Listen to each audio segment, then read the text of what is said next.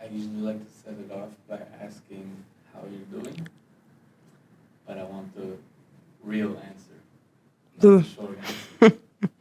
The real answer. Stressed. Yeah, it's a stressful time. Stressed. My brother's in the hospital. He's really sick, so it's very stressful for me. It's my older brother. We're really close, so it's a stressful thing for me.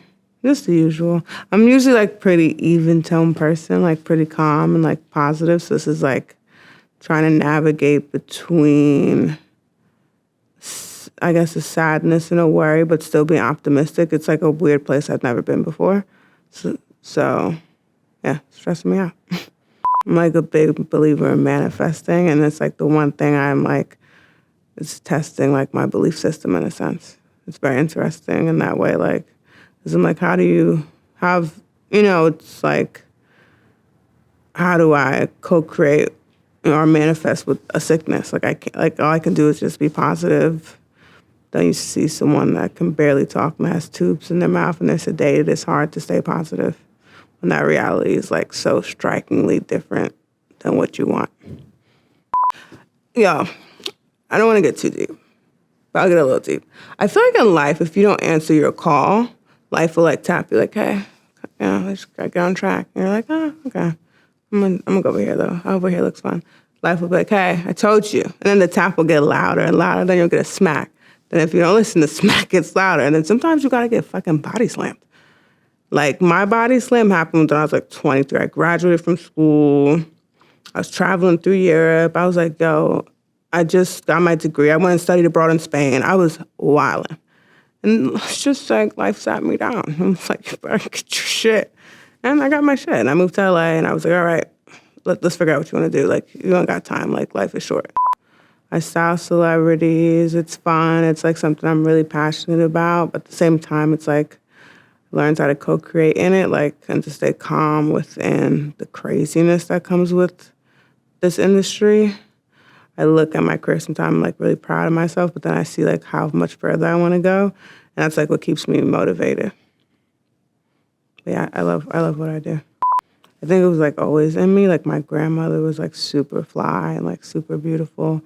Like just taking like the bird off growing up and like she was just fly. And I grew up in New York, so it was like everyone was kind of like super individual and fly. And like that was just always in me. So like I didn't know this was a career. I went to school for advertising and marketing. I was always smart. Like both my parents were like teachers. So like I knew it was going to be something. I just didn't know like styling was really an option. So I went to school for advertising and marketing and fashion. And then I like kind of fell into styling. Because one of my friends was an assistant and I would help him out. And he would always call me like, what do you think is fly? But I like this. And then like a lot of stuff that I would choose, it would get picked. And I was like, And then I moved to LA and I started working with Beyonce's team as an assistant, of course. And I really fell in love with it. Then I was like, okay, let me dedicate. And I'm a Scorpio. So once I tap in, I'm like a pit bull. It's like, I'm not letting up. I'm gonna figure it out. So I just kept going and going. And here I am. Being a woman of color in this industry, I just feel like you're not taking that seriously. And like people might not value you in the same way. Like if I was a white girl with the same hustle, I would have had a lot more probably going. Because I look the way I do, I don't think I get taken as seriously, even though like my credentials are up there.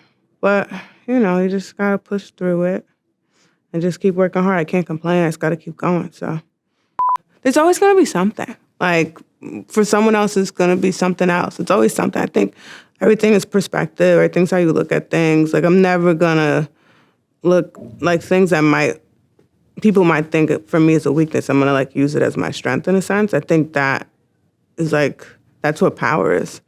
Like something like, oh, you're not sample size. It's like, okay, well, I'm gonna be the girl who knows how to rock clothes the best being a fat ass. Like, like you gotta take the thing and make that like your weapon.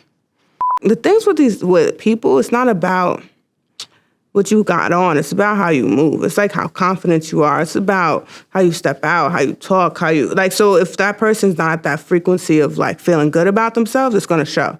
So you gotta So my job as a stylist is to really build their confidence. I'm really in their ear, like, you that girl, right? Like, look at you, you're beautiful. Look at you, you're intelligent. Oh my God, like, so I'm here building you in that way. Then I'm putting swag on you. Okay, so you're gonna step out and people are gonna see that. So I think that's the key that a lot of stylists don't even know. So I just gave them some real pointers. It's like to help build the confidence of the person that they style, and then things will look better on them. And like, there's something for everybody. Like I remember my dad used to say, every gorilla has a mate. Like I truly believe there's something for everyone, right? Like I just think it depends on what you want as a person, like how focused you are, and like what frequency you're like attracting things from is like what's gonna come to you. So in terms of competitiveness, I don't really look at other people's work. Like in terms of like what they have, I like admire people though. Like there's people that I'm like, oh wow, I like this. If I don't like something, I don't focus on it. I focus because I don't want it to get in my frequency of things I create with. So I look at things more so that I like, and I like, oh, that's cool, and like be inspired. So like I really don't see competition. I see more inspiration from people. It's weird. Like I told you I have a brother. I think growing up with men, in a sense, I have 3, but I have one brother. My mom's a twin. She has 2 boys, so I grew up in a house full of guys. I'm not jealous of other women. I'm like really inspired by them. So it's like, I think it's because I grew up with guys. So they had love for girls. So I was like, oh, and I'm like, okay, I'm not saying that. But I'm saying like I have inspired. My mom is like that too. Like she's like so cool to me. Like I'm just extremely inspired by most women, especially women of color. I'm inspired by these little kids. I be looking at them like, what they got on? It's like all of us, we're like inundated. Like we know brands, we know it's cool. So I'm like, all right, where's the fresh eye? You know what I mean? So that's why, like personally, I like to hire like young people. I'm like, okay, what do you guys have on? It's like me, I can afford stuff that they can't. So they have to be more freaking creative than me in that way. So I'm like, and I love pulling from like old school shit. Like my favorite decade was probably when women like were really dressing. And men were dressing. Like, that's what I'm always inspired by. But obviously people don't want to wear suits and gowns all day. But, like, I wish we did. It would be so fun. Oh, yeah, I used to be so critical and judgmental. Like, to a point where it's like, I'm sure it was hard for people to be around me. But the thing is, like, if I was like that, other people imagine how I was with myself, right? I was just so hard on myself all the time. But now I'm not as hard on myself. I still have, like, big goals, and I plan on achieving them. But I give myself grace in a lot of it. Like, I love myself through, like, hard times. Like, I'm like, it's okay. You got this. Like, I think therapy's helped. But, yeah, you have to. Like, girls, the world's going to beat you up. You're going to beat you up. Like, somebody got to like your ass. Like, it might as well be you. Because you have to balance. I know people who've literally gone crazy working, like, at this pace and stuff. And it's, like, self-care. Like, I think the funny thing with this is, like, the more you love on yourself, the easier it becomes. The more you treat yourself well, the easier this becomes. If you're constantly critical and, you got to be honest too. Like if you sucked at something, like, hey, I sucked. Like, let me work harder. Let me do better. But, give everyone grace. Like, I feel like the older I get too, it's like, we're all trying our best. So I'm just going to give people grace, So funny. My old client actually got me into therapy. She was like, you're crazy. No, I'm joking.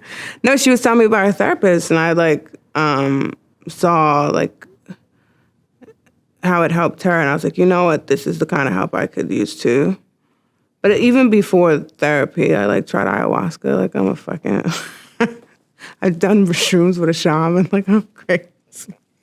Like I'm always a person that seeks evolution and like I'm trying to hack my brain and like read things. And like I'm really actually a nerd. So I think that's why.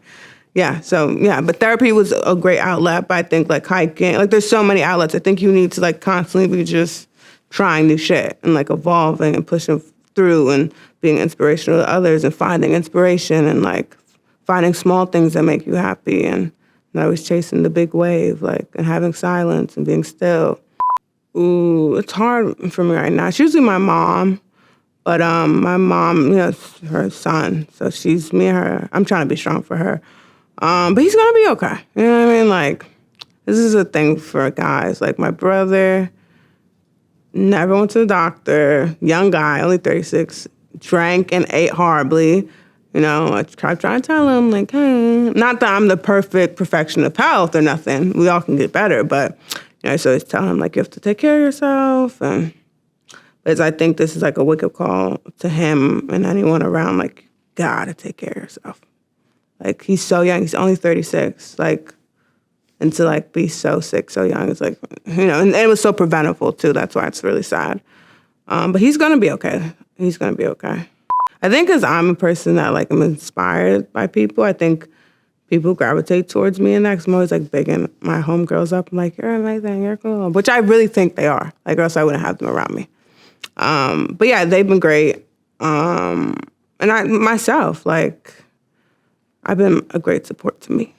What did Kanye say?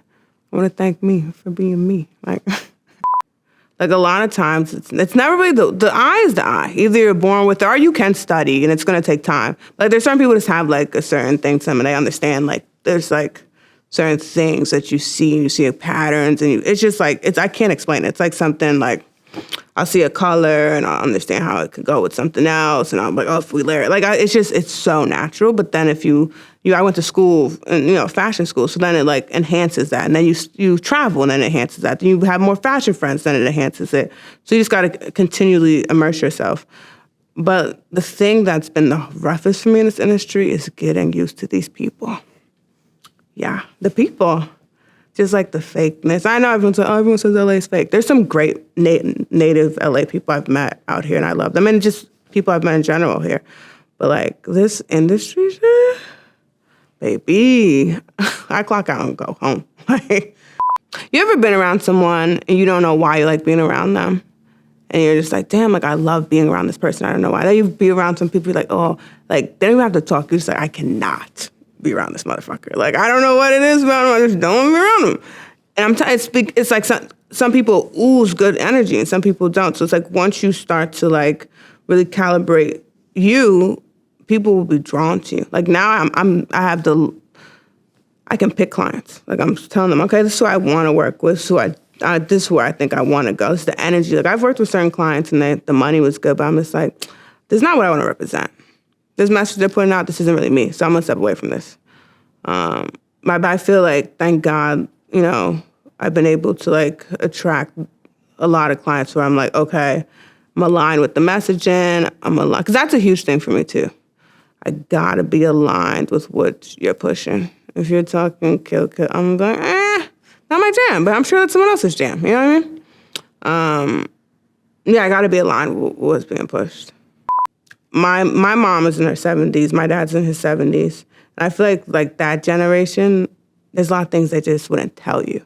So you'd have to learn, like, the hard way. Like, it was, like, a lot of silence things where it's like, but if someone just fucking told me this, I wouldn't have had to go through that. So, like, I want to help be the person that ushers in, like, these young women and men, like, if they want to listen to a girl, like, I don't know, if they want to listen, they could.